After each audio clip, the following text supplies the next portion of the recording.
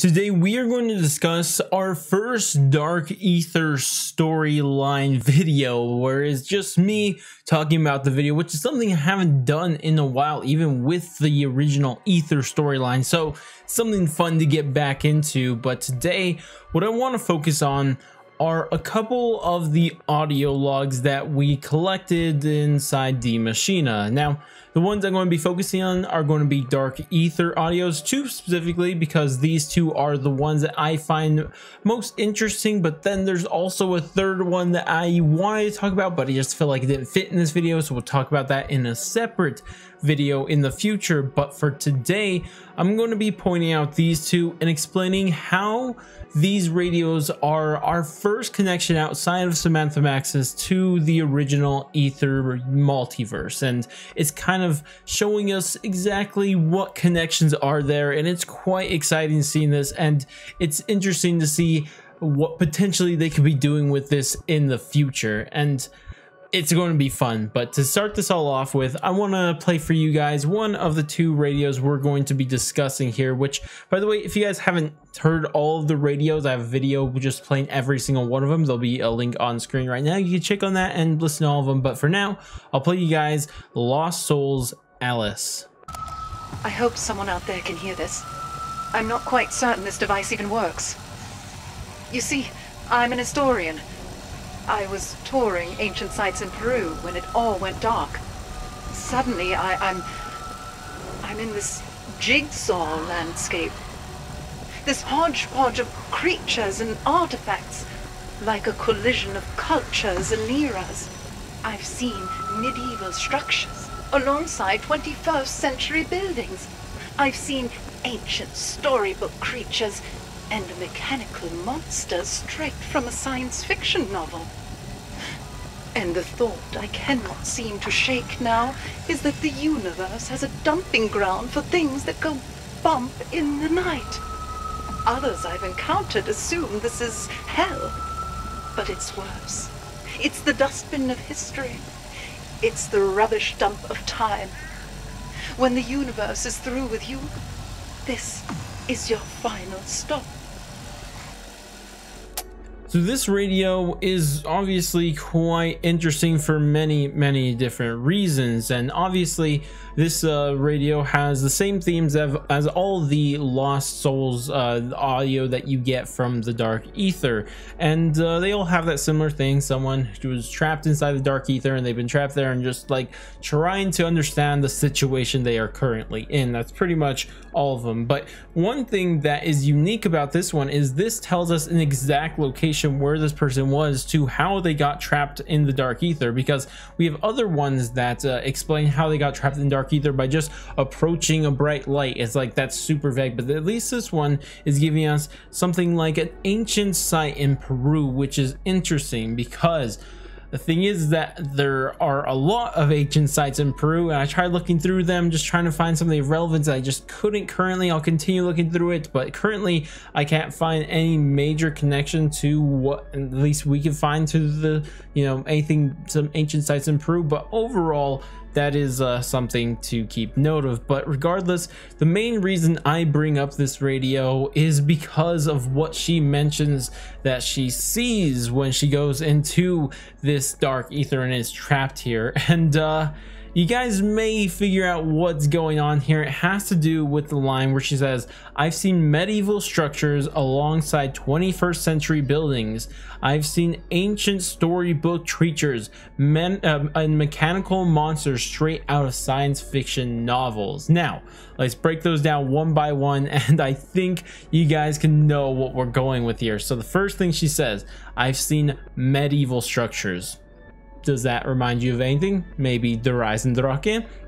And then they say alongside 21st century buildings, which is really anything, but I think they're talking about, or what they're trying to talk about, is Die Rise. And then of course it continues after that. It says, "I've seen ancient storybook creatures," maybe the dragons from Garad Krovi, and then also mechanical monsters straight from a science fiction novel, excuse me. And or else does that remind you of? Maybe the Origins robots.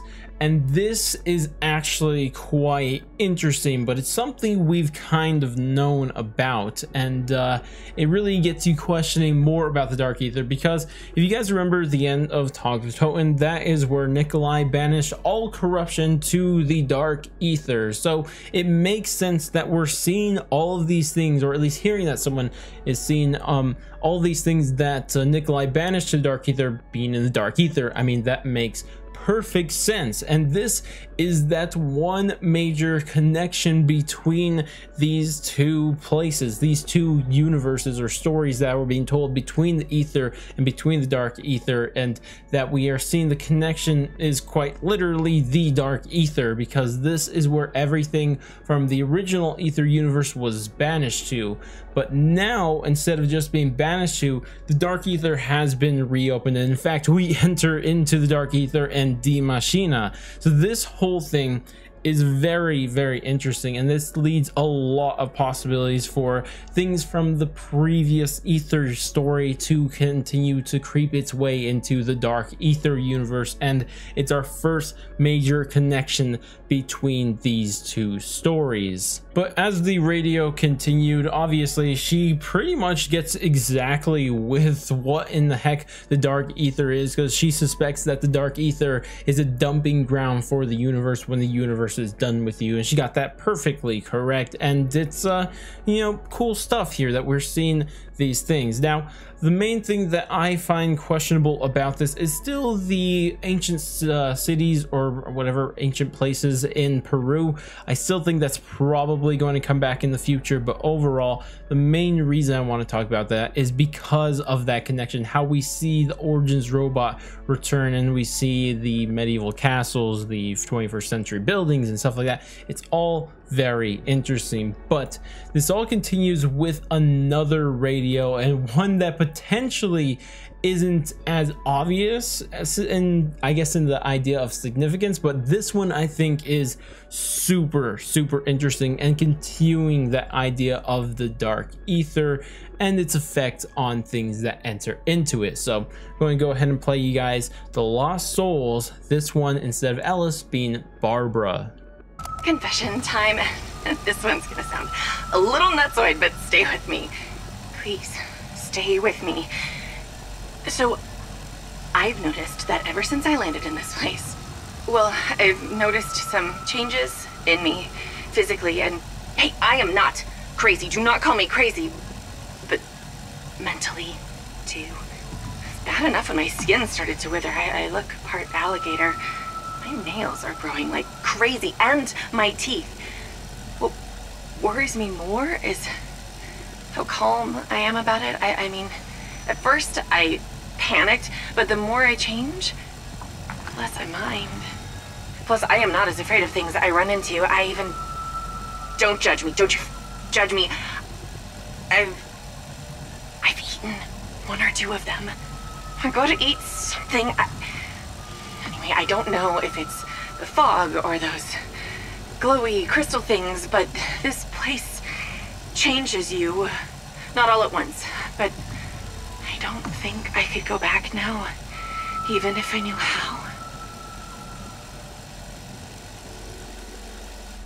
So of course this one's keeping the same energy that all the other Lost Souls radios have. It's of course a person trapped in the Dark Aether, but this person, Barbara that is, seems to have been trapped in the Dark Aether for much longer than all of these other people, because she's been around and trapped in this Dark Aether for a long time, and we could tell it's a long time because we could see how she's being affected by the Dark Aether. The things that she had mentioned is that she's changing physically and mentally, and she doesn't really go into much depth of what the mental changes, except maybe the fact that she's not freaking out by her physical changes, and also kind of eating things which potentially are other humans, or maybe some other things. We're not entirely sure at this point, but it seems likely that it's humans, and because of that, at that point you think she's turning into a zombie. But then it doesn't make sense that she would become a zombie when she starts describing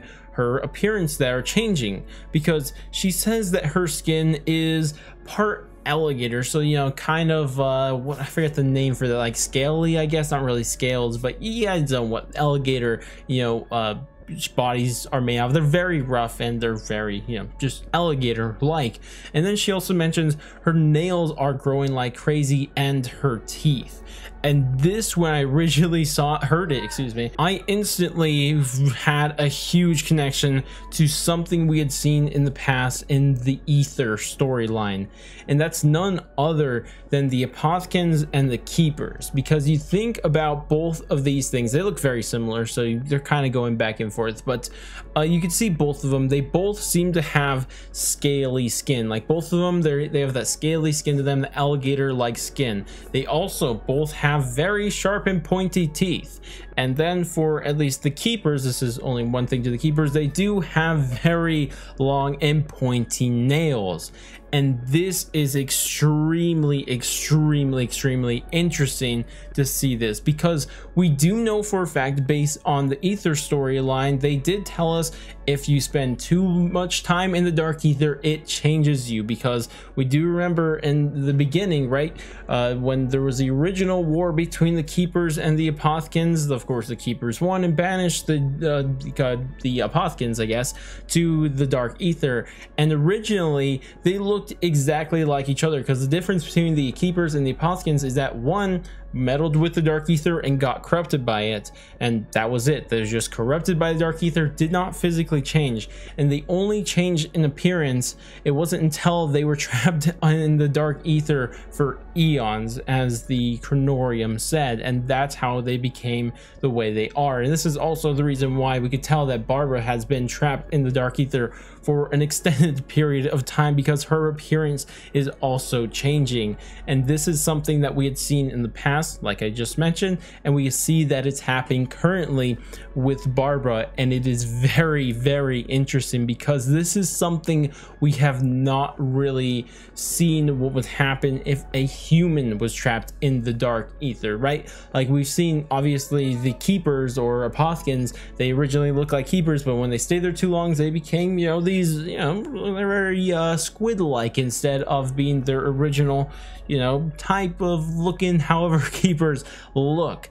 And this is interesting to see how it seems like these humans that are trapped in the Dark Aether are turning into something that looks very similar, at least how she's describing, to Keepers. And it makes you question some history of the Keepers and maybe how they started to come into existence and how they gained their appearance to begin with. But either way, it is something that's very interesting. And this also applies to a lot of different things that potentially have consequences in the future of this story, because as you guys probably know, at the end of Black Ops 4, at the end of the Aether storyline, there was a specific crew, of course the Victus crew, was sent to the Dark Aether, and they were trapped there, very similar to these lost souls, whether it be Barbara, Alice, David, or whoever it may be. And they should have been trapped there longer than any of these people, because these people, at least currently, they seem to be that they are from the new universe, and they have only recently been trapped here, or at least for most of them, except maybe Barbara is the one who maybe is a little bit different, but they seem to have only recently been trapped into here once Omega Group reopened the rifts around the world, right?